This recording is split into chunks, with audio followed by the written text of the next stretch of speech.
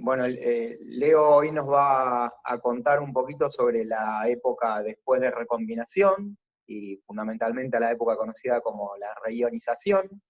Entonces nos va a contar un poco acerca de los trabajos que hay recientemente y cuál es el estatus actual sobre esta etapa del universo.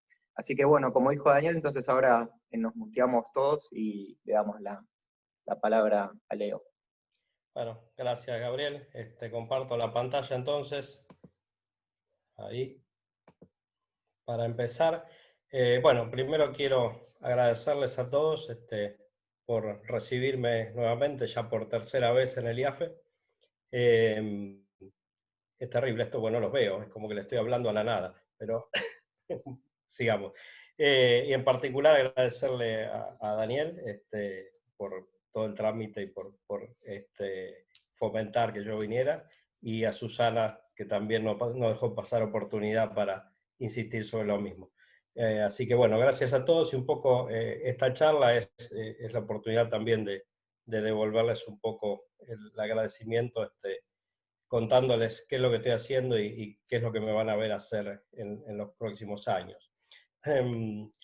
La idea es que sea bastante genérica, trataré de no ser demasiado específico, y como dijo Gabriel, efectivamente es una charla que está en alguna intersección entre la cosmología, la astrofísica extragaláctica y la astrofísica de altas energías. Atento a que por mi formación yo soy bastante generalista y tiendo a cruzar conceptos de todas partes. Así que, bueno, empecemos un poco de qué se trata esto del despertar de la luz. Si partimos del modelo cosmológico estándar, que nos dice que la composición del universo es mayormente energía oscura en un 73%, 68% ahora después de Planck, alrededor del 70%, el 27% es materia oscura y solamente el 5% es materia ordinaria o materia bariónica. El modelo estándar también nos cuenta cómo ha evolucionado el universo. A mí en particular me va a interesar la materia bariónica, pero no está mal un pequeño repaso. A partir del Big Bang y las fluctuaciones cuánticas, el universo pasó por una etapa de crecimiento muy rápido, la inflación, y ese crecimiento, esa expansión, lo que hizo fue bajar la energía por unidad de volumen del universo, y por lo tanto ir enfriándolo, ¿no? A medida que el universo sigue expandiendo y enfriando, las reacciones entre partículas elementales se desplazaban hacia el lado de los productos ligados, simplemente porque no había energía suficiente para desligarlos. Así que así se fueron formando a partir de los quarks los protones y neutrones. Después los protones y neutrones formaron los núcleos, y después junto con los electrones formaron los átomos. Y ahí ocurre la época de recombinación, digamos, donde se produce la formación masiva de átomos de hidrógeno neutro, y el universo se hace transparente, porque el camino libre en medio de los fotones se hace muy largo, y pueden viajar sin ser absorbidos. Ahí empieza en una época que se llama la Edad Oscura, las Dark Ages. En primer lugar, el único campo de radiación en esa época relevante es el propio fondo cósmico, ¿sí? Que a esa altura ya empezó como visible, termina como infrarrojo y microondas al día de hoy, ¿no? Pero que no constituye una parte importante de la dinámica del universo global, sino que está dominada por, está dominada por la materia oscura. Si las pequeñas inhomogeneidades en la distribución de materia van creciendo, la materia oscura se va agregando, formando halos, y en estos halos va cayendo el gas, se va enfriando y va formando las primeras estrellas y las primeras galaxias. Cuando empiezan a formarse estas primeras estrellas, ocurre lo que se llama el amanecer cósmico, ¿sí? Termina la era oscura, y ocurren otros fenómenos de los que voy a hablar ahora en un ratito, como la reionización del universo. A partir de ahí evolucionan las galaxias en forma jerárquica hasta lo que vemos al día de hoy acá a la derecha. Así que bueno, esta es la historia del universo. Acá termina mi charla. Muchas gracias. Preguntas. Bueno, no. Esto es simplemente para mostrar, sobre todo a los más jóvenes, que hay que recordar que la ciencia está hecha de escepticismo y de dudas, y no tanto de certezas. La imagen esta que mostramos es muy linda, tiene mucha información y es una idea gruesa de lo que está pasando, pero yo diría que lo que conocemos sobre la evolución del universo se ve más o menos así, ¿sí? ¿Por qué? Bueno, podemos ver acá el fondo cósmico de radiación y aprender mucho sobre él. De hecho, hay observatorios dedicados, inclusive. Y si nos paramos en el presente, acá a la derecha, podemos observar las galaxias, podemos estudiar cómo van evolucionando, y a medida que nos vamos hacia la izquierda, es decir, más lejos en el tiempo, más cerca de la época del amanecer, nuestro conocimiento es más pobre, simplemente porque las galaxias son más difíciles de observar y sus propiedades de medir. Así que, en realidad, yo diría que lo que realmente podemos observar de este modelo es algo bastante bien conocido aquí a la derecha y prácticamente muy poco conocido cuando llegamos al momento de las primeras galaxias. Por eso, este es un momento que es interesante para estudiar, máxime en esta época en que están por ponerse en funcionamiento facilidades capaces de empezar a escudriñar cómo eran las galaxias y el medio intergaláctico a estos corrimientos al rojo altos. Esto que ocurrió entre, digamos, 400 millones de años y 1 gigaaño después del Big Bang. Ahí ocurre más o menos el amanecer cósmico, la formación de las primeras galaxias. Más atrás está la edad oscura, como dije, de la cual por el momento no voy a hablar. Así que está bueno quizás preguntarse qué cosas sí podemos observar o qué cosas sabemos, digamos, o qué ideas tenemos acerca de cómo debería ser este momento del amanecer cósmico. Yo voy a mostrar 3 o 4 variables globales de la materia bariónica del universo que me parece que dan una pista bastante interesante. La primera es la tasa de formación estelar cósmica, en realidad su densidad, ¿sí? Que ven acá en este gráfico. Acá está el logaritmo de la tasa de formación estelar cósmica por unidad de volumen, y en función del redshift, o lo que es lo mismo, el tiempo mirado hacia atrás, ¿no? Fíjense que tenemos puntos observacionales a lo largo de casi todo el camino hasta redshift 8. Para tener una idea, quizás para los que no están continuamente trabajando sobre estos temas, 1 gigaaño después del Big Bang es aquí, en redshift más o menos 6, ¿sí? Ahí sería donde termina, de algún modo, el amanecer cósmico, y donde empieza es redshift más o menos 11 o 12, o sea que está por acá fuera del diagrama. Todavía tenemos un trecho en el cual no tenemos datos observacionales acerca de qué pasa, por ejemplo, con la tasa de formación estelar cósmica.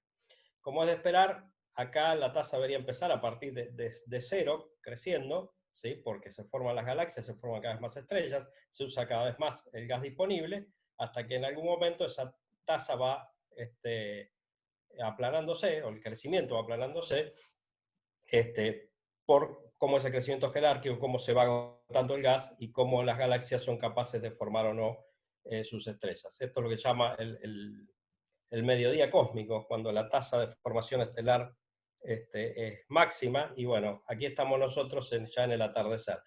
Pero volvamos al amanecer. Como ven, hay muy pocos datos que sugieren un decrecimiento hacia los redshifts más altos de la tasa de formación estelar cósmica. Otra variable interesante es la densidad de masa estelar, que no es otra cosa que la integral de la anterior.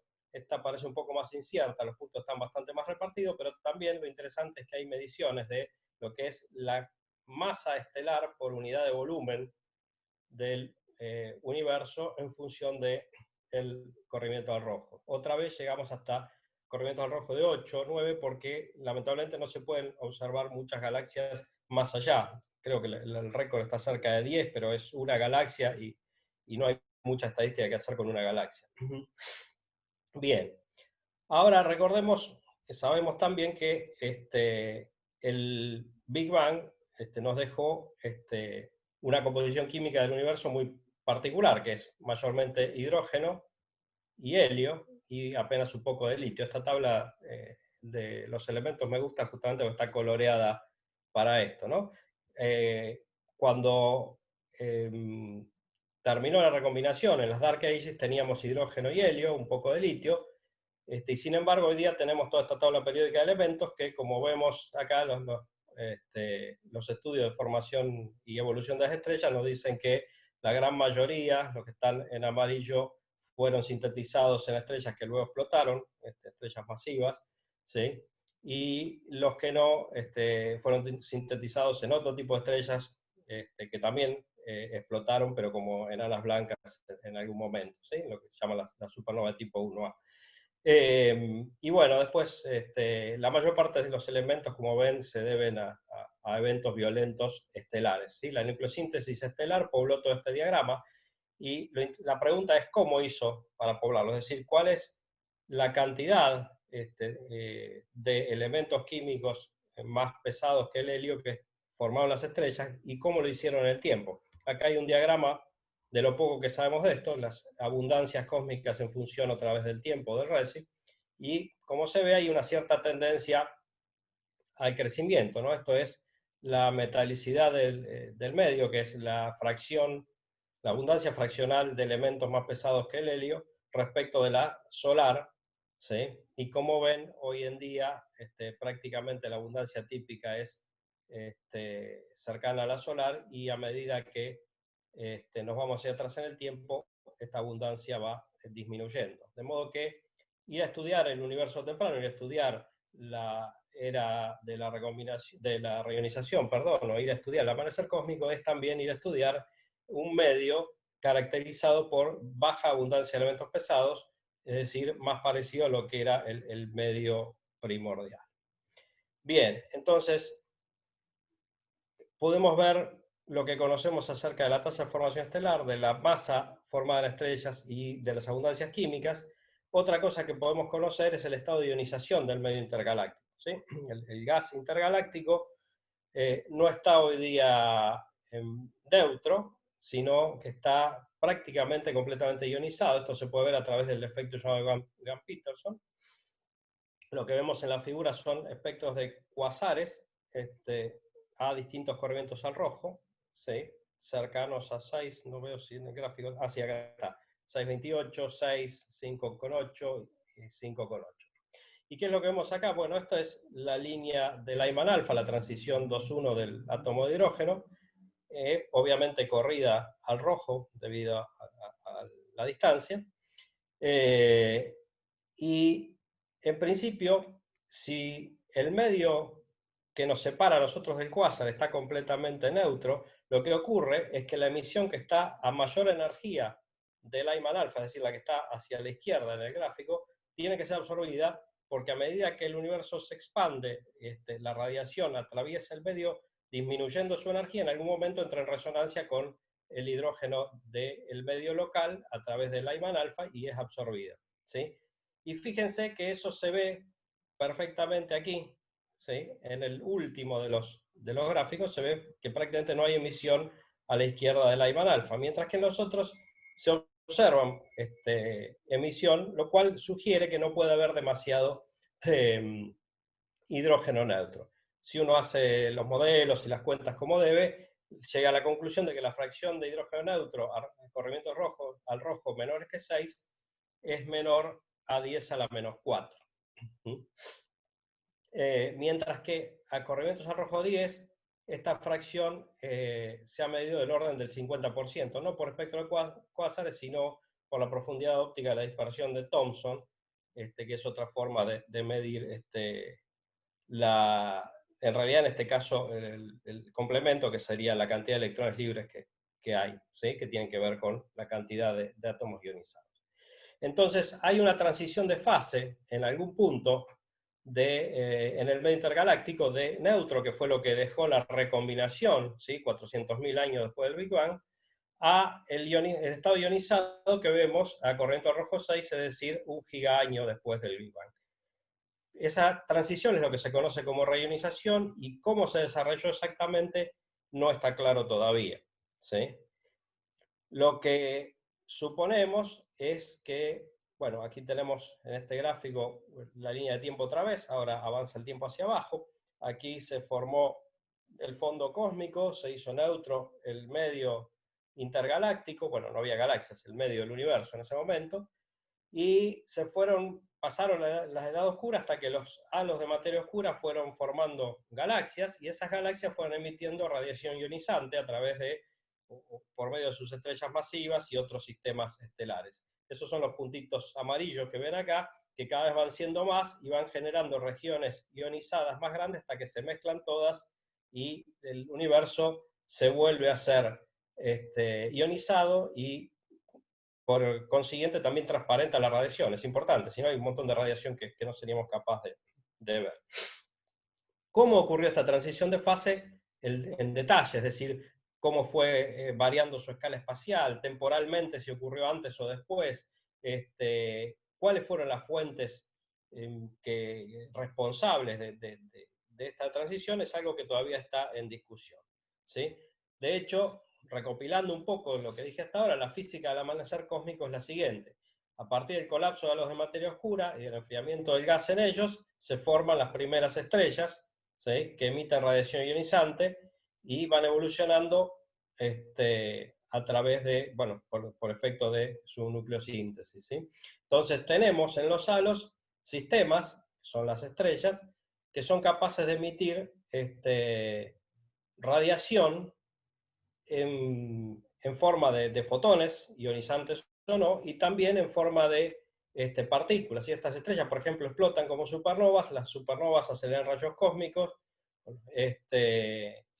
o los remanentes de supernovas aceleran rayos cósmicos, y esas partículas pueden llegar al medio interestelar y al medio intergaláctico, ¿sí? Todo esto produce un feedback, una retroalimentación, en parte química, porque parte de la materia que vuelve al medio en las explosiones de supernova está enriquecida por la nucleosíntesis estelar, en parte cinética, porque hay energía cinética que se transfiere al medio, ya sea a partir del movimiento del gas o a partir del movimiento de partículas de muy alta energía, y en parte radiativa, porque también hay una gran cantidad de fotones de distintas energías que se inyectan al medio interestelar y al medio intergaláctico.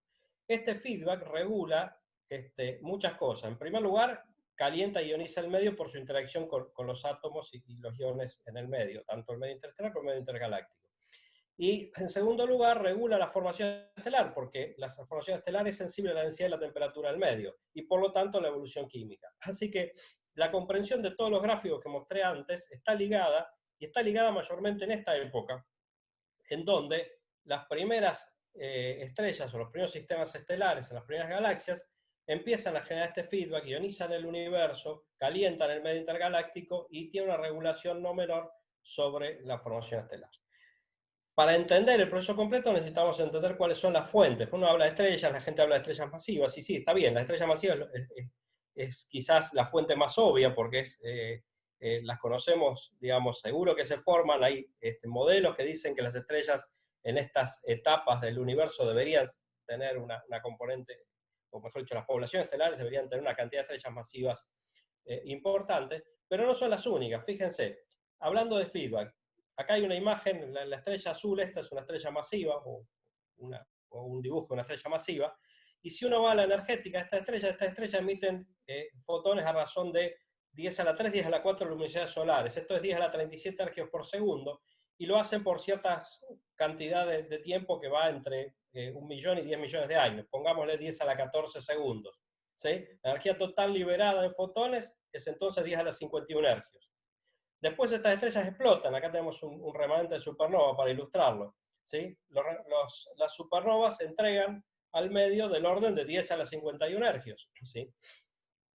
Estas supernovas pueden dejar atrás una estrella de neutrones, un agujero negro, un objeto compacto, y si la estrella que explotó tenía una compañera, puede formar un sistema binario de rayos X. Al pasar la materia de la estrella no evolucionada al objeto compacto, como vemos en la figura de la izquierda, se forma un disco de acreción que se calienta a temperaturas de millones de Kelvin, y por lo tanto emite rayos X.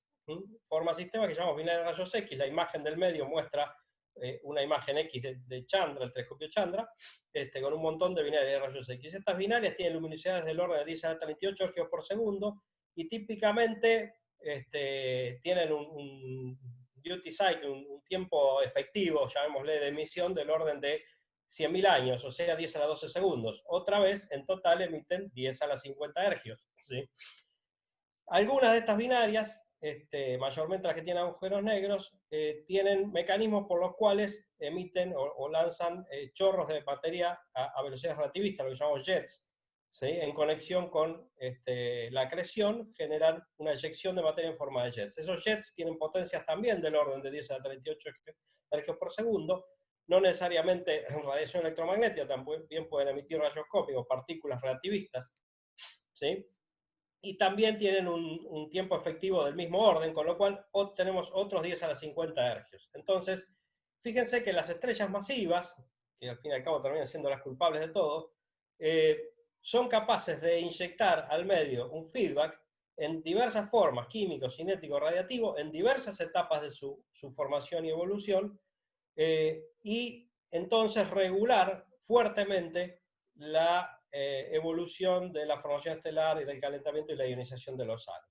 El punto es que mayormente se ha explorado la contribución de las estrellas como tales, digo, antes de evolucionar y convertirse en remanentes supernovas, en binarias de rayos X o en microcuasares, que es como se llaman las binarias de rayos X que emiten jets. ¿Sí?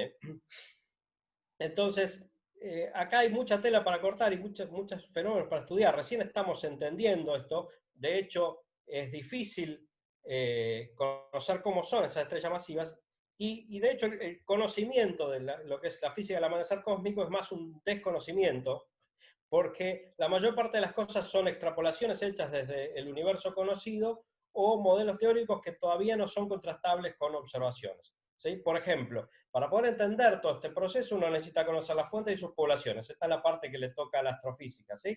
Necesitamos conocer la naturaleza de las fuentes, y son estrellas, y son binarias X, microcuásares, y son estrellas de población 2, es decir, con contenido bajo pero no nulo de elementos pesados, o si son estrellas de población 3, ¿sí? Que son las estrellas primordiales que habrían existido sin elementos pesados, solamente hidrógeno y helio, pero que todavía no hemos visto ninguna. Necesitamos conocer sus propiedades y la distribución de esas propiedades en la población. Por ejemplo, ¿cuál es la función inicial de masa? Se dice, hay estudios que sugieren que esta función sería top heavy para la estrella de población 3, con lo cual habría fraccionalmente muchas más estrellas de alta masa que las que hay hoy día en una población estándar.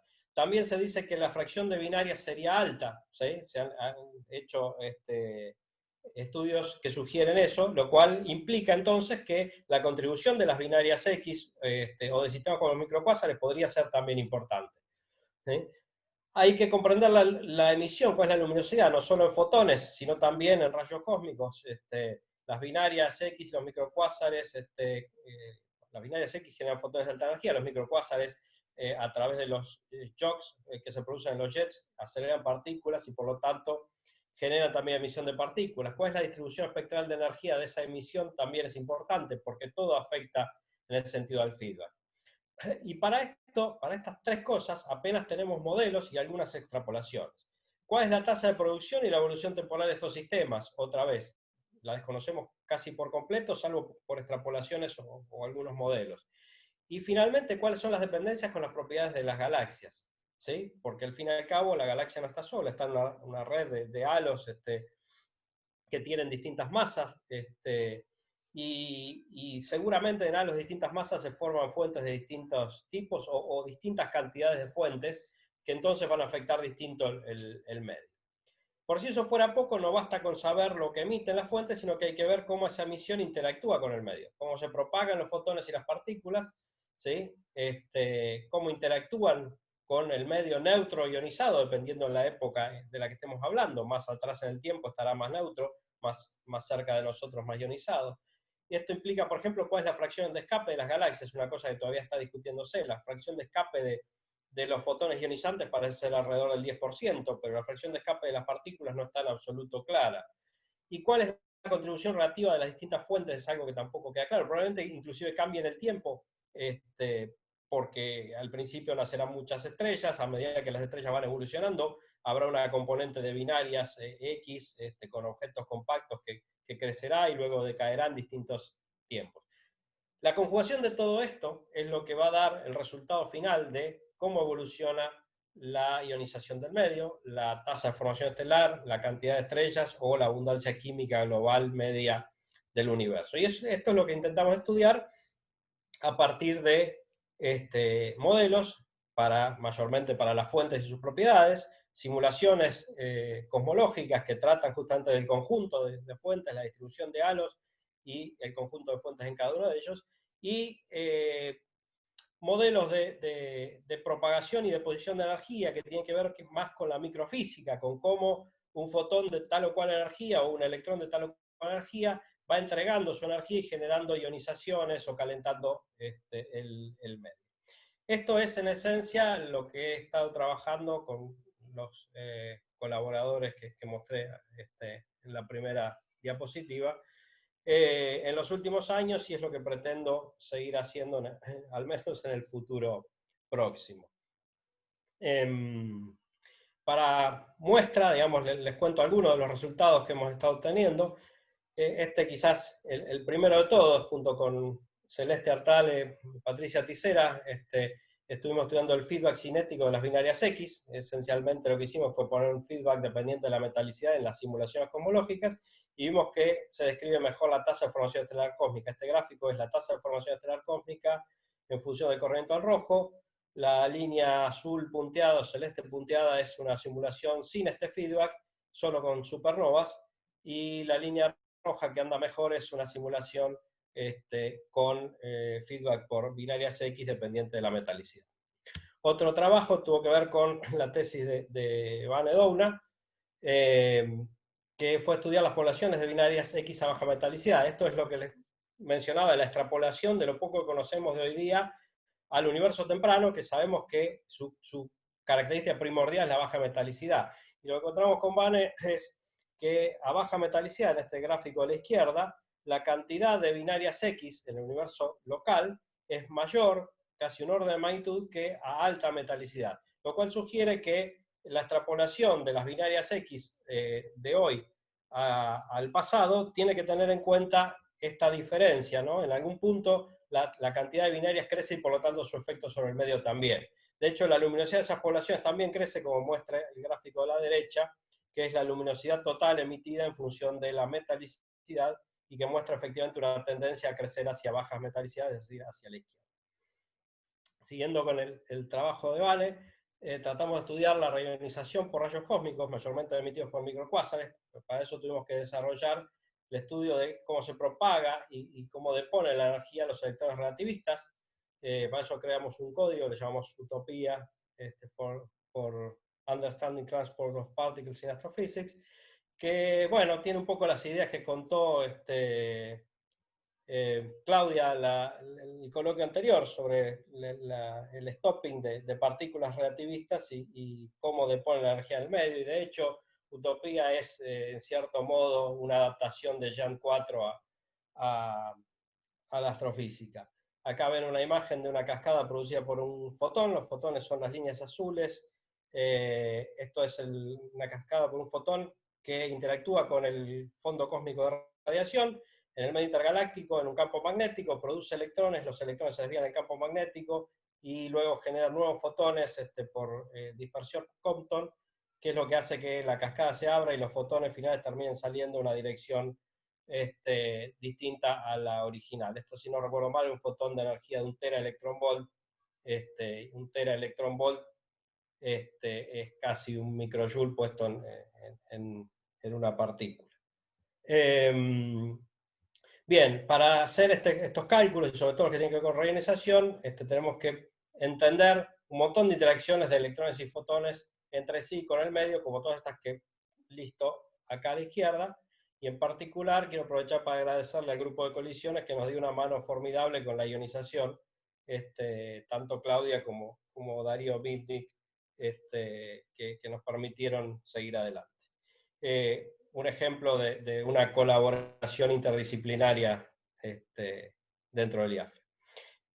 Bueno, finalmente lo que encontramos es que los electrones pueden reionizar el medio, pero de una manera muy particular, porque los electrones más ionizantes, de más baja energía, son absorbidos cerca de la galaxia, y por lo tanto se necesita alguna forma de hacer que se propague la energía a través de los electrones de más energía que no interactúan tanto, y después su energía, vayan perdiendo energía al interactuar con el medio, y logran deponerla mucho más lejos que dentro de la galaxia para poder reionizar el medio intergaláctico, ¿sí? Acá lo que muestro es cómo es la energía final de los electrones en función de la distancia que recorren. Esto está en megaparsecs y es un logaritmo.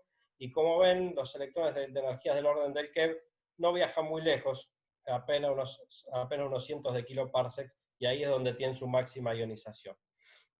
De hecho, lo que encontramos con Banner es que los electrones aportan más al calentamiento del medio intergaláctico, perdón, es el diagrama de la derecha, ¿sí? Tienen una tasa de calentamiento que hace que la temperatura del medio pueda ser visiblemente modificada desde las pocas decenas de Kelvin que tiene antes de la formación de las galaxias, pero su contribución a la ionización es marginal, y de hecho apenas pueden sostener tasas de ionización por sí mismos no muy superiores al 1%, ¿sí? Que es la curva, lo que muestra la curva de la izquierda, es la tasa de ionización en función de la distancia a la galaxia. Está también la tasa de calentamiento en función de la distancia a la galaxia, y solo cerca de la galaxia la ionización es apreciable. Estas líneas indican las tasas de recombinación en distintas condiciones.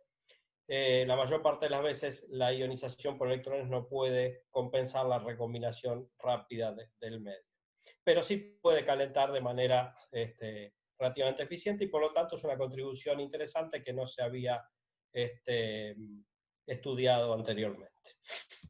Bueno, como resultó interesante este tema de los electrones emitidos por los microcuásares, seguimos trabajando en eso, en este caso con un estudiante que me ha quedado en el IAR, Gastón Escobar.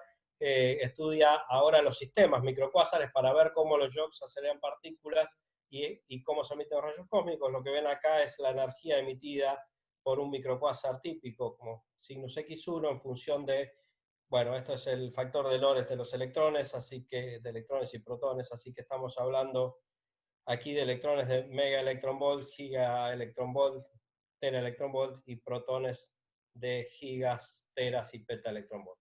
Estos son los espectros, es un paper que estamos preparando y que vamos a tratar de, digamos, de predecir con estos espectros, a ver cuánto podrían aportar a la reionización al hacer la combinación de lo que hizo Banner, que es el cálculo de, bueno, una cantidad de electrones con una energía fija, con el espectro real que puede emitir un microcuásar de electrones y después de protones. Otra cosa que estamos haciendo es la reionización por cuásares. Este gráfico ya es bastante conocido, de Félix Mirabel, que muestra lo que es la sinergia, la concordancia entre los distintos modelos de distintos sistemas acretantes con agujeros negros. Un microcuásar no es otra cosa que un agujero negro acretando de una compañera y emitiendo jets. Un cuásar es parecido, solo que el agujero negro, en vez de ser masa estelar, es supermasivo, acreta del medio circundante, en general hay un toro de gas y polvo en el centro de la galaxia, y también genera un jet. La diferencia es que estos jets tienen escalas menores al parsec y estos jets tienen escalas de los kilos megaparsec. ¿Sí? Pero la fenomenología es similar. Aquí también hay JOCs por la propagación inhomogénea del jet, también se aceleran partículas relativistas y por lo tanto se pueden producir rayos cósmicos. En este momento estamos trabajando con Gastón, mi alumno que mencioné antes, con Lucía Garate, otra de mis alumnas que empezó este año y que viene también al IAFE, y con Valentín Ramón, un investigador de la Universidad de Barcelona, estudiando a ver cómo es el espectro de partículas energéticas y de fotones que se genera aquí en estos jets, y a ver si son capaces de reionizar el medio, al menos en la reionización tardía, porque sabemos también que se necesita tiempo para formar los agujeros negros supermasivos en los centros de las galaxias, otra cuestión que también está pendiente en la astrofísica. Para terminar, algo que estamos haciendo y que también toca en parte al universo temprano, es un estudio de la emisión gamma en galaxias con formación estelar activa. Este es un paper que enviamos recientemente con Paula Kornecki, otra de mis estudiantes que quedó en el IAR, acerca de la emisión de radiación en el rango de los gigaelectronvolts por galaxias con distintas tasas de formación estelar, desde -2, que sería, por ejemplo, la nube menor de Magallanes, pasando por la Vía Láctea, -2, perdón, el logaritmo de la tasa de formación estelar, que tiene del orden de 1 o 2 masas solares por año, hasta las famosas galaxias luminosas del infrarrojo, que son monstruos que generan cientos de masas solares por año. Como ven, hay una correlación real que estuvimos estudiando, no la descubrimos nosotros, pero sí hemos mejorado su interpretación, y que muestra que estas galaxias emiten radiación gamma prácticamente de forma ubicua, es decir, todas las galaxias que forman estrellas por aceleración de rayos cósmicos por los remanentes de supernova, que luego interactúan con el medio interestelar y producen fotones gamma a través de interacciones de protones de los rayos cósmicos con protones del medio que generan iones neutros que decaen en rayos gamma. Lo interesante es que, más allá del conocimiento de la astrofísica de altas energías de las galaxias con formación estelar, que no se conocía mucho de ellas, tiene que ver con que esto también puede ser una fuente de feedback que no ha sido tomado en cuenta, y estamos estudiando si en el universo temprano esta emisión gamma puede generar algún calentamiento o ionización al medio. Así que bueno, esto es más o menos lo que estamos haciendo, o parte de lo que hemos hecho y parte de lo que estamos haciendo. Espero seguir adelante y espero también, como ven, como esto entra en parte de la cosmología, en parte de la astrofísica de altas energías, en parte de la astrofísica extragaláctica y hasta con las colisiones atómicas, poder colaborar con todos ustedes para seguir adelante estos proyectos. Les dejo un resumen. En esencia, el conocimiento del amanecer cósmico lo que nos permite es comprender la evolución del universo como un todo, de la materia bariónica, perdón, del universo como un todo, tanto formación estelar, evolución química, estado termodinámico del medio. Y para eso requerimos determinar tres cosas: las características de las fuentes, de las poblaciones de las fuentes y de la interacción de la emisión energética con el medio. Entonces necesitamos una sinergia entre los modelos teóricos que nos dicen cómo son esas fuentes, las simulaciones numéricas que nos permiten estudiar las poblaciones, y las observaciones, tanto del universo local, que nos permiten extrapolar y comparar los modelos de las fuentes, como los del universo temprano, que son las que nos muestran qué es lo que realmente hay ahí, más allá de lo que nosotros pensemos que debería haber.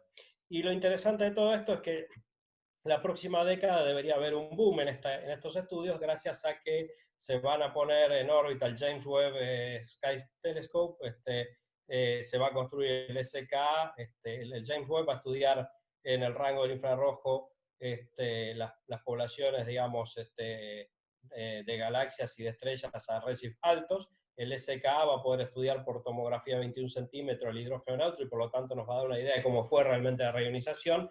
Y lo mismo LOFAR, que es un array de antenas que ya está en parte construido, de muy baja frecuencia, ¿sí?